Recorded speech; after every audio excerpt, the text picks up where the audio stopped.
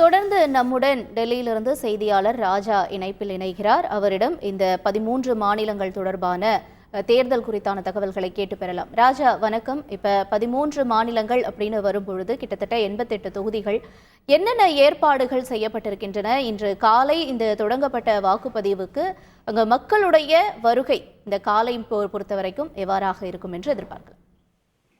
வணக்கம். கேரளா, ராஜஸ்தான், மகாராஷ்டிரா, அஸ்ஸாம், சத்தீஸ்கர், கர்நாடகா, உத்தரப்பிரதேசம், மத்திய பிரதேசம், பீகார், மேற்கு வங்கம், மணிப்பூர், திரிபுரா, ஜம்மு காஷ்மீர் என மொத்தம் 88 தொகுதிகளில் வாக்குப்பதிவு இன்று நடைபெறுகிறது. கேரளாவில் ஒரே கட்டமாக 20 தொகுதிகளுக்கும் வாக்குப்பதிவு நடைபெறுகிறது. காலையிலிருந்து மக்கள் நீண்ட வரிசையில் நின்று தங்கள் வாக்கினை செலுத்தி வருகிறார்கள். 7 மணியிலிருந்து 6 மணி வரை இந்த வாக்குப்பதிவானது நடைபெற இருக்கிறது. இந்த இரண்டாம் கட்ட தேர்தலுக்கு தேர்தல் ஆணையம் 1.67 லட்சம் வாக்குச்சாவடிகள் ஏற்பாடு செய்யப்பட்டிருக்கிறது. மேலும் இதில் 16 லட்சம் பேர் பணியாளர்கள் பணியமர்த்தப்பட்டிருக்கிறார்கள். மொத்தம் இந்த 88 தொகுதிகளும் சேர்த்து 15.88 கோடி பேர் வாக்களிக்க இருப்பத தகுதி வாய்ந்தவர்களாக இருக்கிறார்கள். இதில் 8 கோடி 7.8 கோடி பேர் பெண்கள், அதே போல் 5000 சொச்சம் மூன்றாம் பாலின வாக்காளர்களும் இருக்கிறார்கள். 34.8 லட்சம் பேர் முதல் முறையாக பதிவு செய்திருக்கிறார்கள். கேரளா, ராஜஸ்தான், மகாராஷ்டிரா, அஸ்ஸாம், சத்தீஸ்கர், கர்நாடகம், உத்தரப்பிரதேசம், மத்திய பிரதேசம், பீகார், மேற்கு வங்கம், மணிப்பூர், திரிபுரா, ஜம்மு காஷ்மீர் என மொத்தம் 88 தொகுதிகளுக்கு இன்று வாக்குப்பதிவு நடைபெறுகிறது. இதில் குறிப்பாக சொல்லக்கூடிய பீகார், மணிப்பூர், உத்தரப்பிரதேசம் உள்ளிட்ட பகுதிகளில் இன்று வாக்குப்பதிவு என்பது தொடங்கி இருக்கிறது. நாம் முக்கிய செய்திகளாக பார்த்து கொண்டிருக்கிறோம். இன்றைய நாளை பொறுத்தவரையில் மணிப்பூர் என்பது ஒரு முக்கிய தொகுதியாகவும் இருக்கிறது.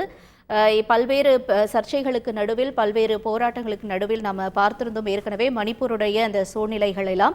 இந்த நிலையில் இன்று மணிப்பூரில் இந்த வாக்குப்பதிவு என்பது தொடங்கி நடைபெற்று வருகிறது.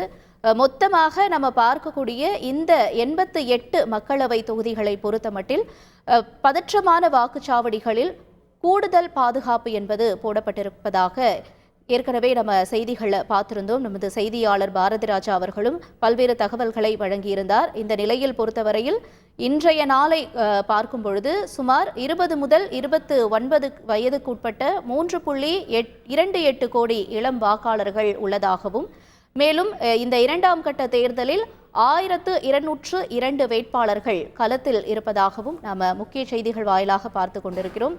கிட்டத்தட்ட இன்றைய நாளை பொறுத்தவரையில் 8.08 கோடி பேர் ஆண் வாக்காளர்களாக உள்ளனர். 7.8 கோடி பேர் பெண் வாக்காளர்களாக இருப்பதாகவும் அறிகிறோம். தொடர்ந்து நம்முடன் அடுத்தபடியாக கர்நாடகத்தில் மொத்தமுள்ள 28 தொகுதிகளில் முதற்கட்டமாக 14 தொகுதிகளுக்கு இன்று வாக்குப்பதிவு தொடங்கியுள்ளது. அது குறித்தான தகவல்களை வழங்க இணைகிறார் எமது செய்தியாளர் பாரதி ராஜா. பாரதி ராஜா வணக்கம். கர்நாடகத்தை பொறுத்தவரையில் யாரெல்லாம் முக்கிய வேட்பாளர்களாக இன்றைய நாளை பொறுத்தவரையில் களத்தில் இருக்கிறார்கள்? என்ன நிலவரம் அங்கு? கண்டிப்பாக கர்நாடகாவில் வாக்குப்பதிவானது சரியாக 7 மணிக்கு தொடங்கி இருக்கிறது. கர்நாடகாவில் மொத்தமுள்ள 28 தொகுதிகளில் முதல் 14 தொகுதிகளுக்கு, அதாவது தலைநகர் பெங்களூரு உட்பட கடலோர மாவட்டங்கள், மத்திய மாவட்டங்களில் உள்ள 14 தொகுதிகளுக்கு இன்று வாக்குப்பதிவானது நடைபெறுகிறது. இதில் மொத்தம் 247 வேட்பாளர்கள் களம் காண்கிறார்கள். காங்கிரஸ் தரப்பில் 14, பாஜகவில் இருந்து நேரடியாக 11 பேர், கூட்டணியில் உள்ள மதசார்பற்ற ஜனதாதள கட்சியில் 3 பேர் என மொத்தம் 247 பேர் போட்டியிடுகிறார்கள். ஆண் வேட்பாளர்களை பொறுத்தமட்டில் 226 பேர், பெண் வேட்பாளர்கள் 21 பேர். சூழ்நிலை இப்படி இருக்கும்போது இன்றைய வாக்குப்பதிவில் மொத்தம் 2.88 கோடி பேர் வாக்களிக்க இருக்கிறார்கள். இதற்காக 30,602 வாக்குச்சாவடி மையங்கள் அமைக்கப்பட்டிருக்கிறது. இந்த வாக்குச்சாவடி மையங்களில் சிசிடிவிகள், அதே போல வெப்காஸ்டிங் முறையில் தீவிரமாக கண்காணிக்கப்பட்டு வருகிறது. ஒட்டுமொத்தமாக 19,701 பதற்றமான வாக்குச்சாவடிகள் அறியப்பட்டன. இந்த பகுதிகளில் கூடுதல் பாதுகாப்பு போடப்பட்டிருக்கிறது.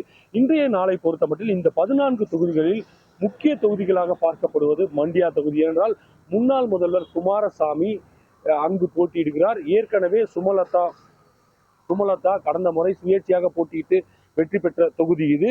இந்த முறை அவருக்கு அங்கு போட்டியிட பாஜக வாய்ப்பு வழங்கவில்லை. இருப்பினும் குமாரசாமிக்காக விட்டுக் கொடுப்பதாக கூறினார். எனவே இது ஒரு முக்கியத்துவம் வாய்ந்த தொகுதியாக பார்க்கப்படுகிறது. அதே போல தற்போதைய சிட்டிங் எம்பியாக இருக்கும் தேஜஸ்வி சூர்யா பெங்களூரு தெற்கு தொகுதியில் போட்டியிடுகிறார். மத்திய அமைச்சர் சோபா கரந்தலாஜே பெங்களூரு வடக்கு தொகுதியில் போட்டியிடுகிறார். இந்த வடக்கு தொகுதியை பொறுத்த மட்டில் மிகவும் ஒரு கடும் போட்டியான ஒரு சூழல் நிலவும் என்பதால் இந்த வாக்குப்பதிவு மிகவும் முக்கியமானது. ஏனென்றால் ஏற்கனவே கடந்த இருமுறையும் சோபா கரந்தலாஜே அவர்கள் சிக்மகளூர் உடுப்பி பாராளுமன்ற தொகுதியில் போட்டியிட்டார். ஆனால் இந்த முறை அங்கு அவருக்கு எதிர்ப்பு வலுத்ததால் பெங்களூரு வடக்கு தொகுதியில் போட்டியிட்டார். ஒட்டுமொத்தத்தில் இன்றைய நாளை பொறுத்தமட்டில் வாக்குப்பதிவானது தற்போது விறுவிறுப்பாக தொடங்கி இருக்கிறது. முதற்கட்ட வாக்குப்பதிவு என்பதால் மக்களும் ஆர்வமுடன் வந்து வாக்களித்துக் கொண்டிருக்கிறார்கள்.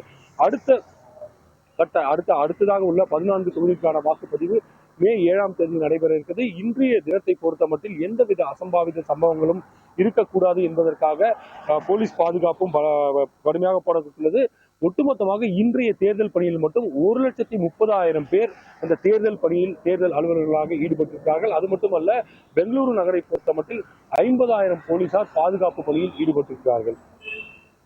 ரைட். இப்ப பாரதி ராஜா, இப்ப நம்ம ஏற்கனவே பார்த்திருக்கோம், ஒரு சில இடங்கள்ல பார்க்கும் பொழுது இந்த தேர்தல் நேரம் என்பது அங்க இருக்க சூழலுக்கு ஏற்றவாறு மாற்றி அமைக்கப்படும். இந்த மாதிரியான சூழல் வந்துட்டு இப்ப பெங்களூர்லயோ இல்ல கர்நாடகா உள்ளிட்ட மற்ற தொகுதிகள்லயோ இருக்கிறதுக்கான வாய்ப்புகள் இருக்குமா? கண்டிப்பாக. கர்நாடகா பொறுத்த மட்டும் மலை பிரதேசங்கள்ல போய் ரீச் ஆகிற அந்த நேரமாக இருக்கு. ஏனென்றால் வாக்குப்பதிவு இயந்திரம் காலையில் தான் எடுத்து செல்லப்படுகிறது. அது போன்ற இடங்களில் ஒருவேளை இந்த வாக்குப்பதிவு இயந்திரங்கள் பழுதானாலோ அந்த மாதிரியான சூழ்நிலைகள் வரும்போது அதற்கு ஏற்றவாறு நேரம் அனுமதிக்கப்படும். அதாவது அதிகபட்சமாக 7 முறை வரை வாக்களிக்க அனுமதிக்கப்படும் என்று ஏற்கனவே இங்குள்ள தேர்தல் ஆணையர் தெரிவித்திருக்கிறார். இருப்பினும் தற்போது வரை இங்கு வாக்குப்பதிவானது தொடங்கி இருக்கிறது. தற்போது வரை எந்த விதமான வாக்குப்பதிவு இயந்திர பழுதோ வேறு ஏதேனும் புகார்களோ வரவில்லை. இனி போக போகத்தான் தெரியும். ஏதேனும் இடத்தில் பழுதடைந்தால் அந்த இடத்தில் நேரம் கூடுதலாக இருப்பது, வேறு ஏதேனும் புகார்கள் வந்தால் அங்கு நேரத்தை நீட்டிப்பது என்பது உள்ளிட்ட பல்வேறு விஷயங்களை தேர்தல் ஆணையம் ஏற்கனவே குறிப்பிட்டிருக்கிறது. இது போன்ற ஏதேனும் பிரச்சனைகள் ஏற்பட்டால் அந்த இடத்தில் நேரம் நீட்டிக்கப்படும். ஒருவேளை வாக்குப்பதிவு இயந்திரம் பழுதாகி அங்கு வாக்குப்பதிவை நடத்த முடியாமல் போகும் சூழ்நிலை உருவானால் அங்கு மறு வாக்குப்பதிவு நடத்தப்படும் என்று கூட தேர்தல் ஆணையர் தெரிவித்திருக்கிறார். ஆனால் இயந்திரங்களை பொறுத்த மட்டும் நேற்றே முழுமையாக பரிசோதிக்கப்பட்டுதான் அந்த வாக்குப்பதிவு மையங்களுக்கு அனுப்பப்பட்டிருக்கிறது. அதனால் எந்த பிரச்சனையும் வராது என்பதுதான் தற்போதைய சூழல். இருப்பினும் ஏதேனும் பிரச்சனை ஏற்பட்டால் அதை சரி செய்ய அங்கேயே அலுவலர்களும் இருக்கிறார்கள்.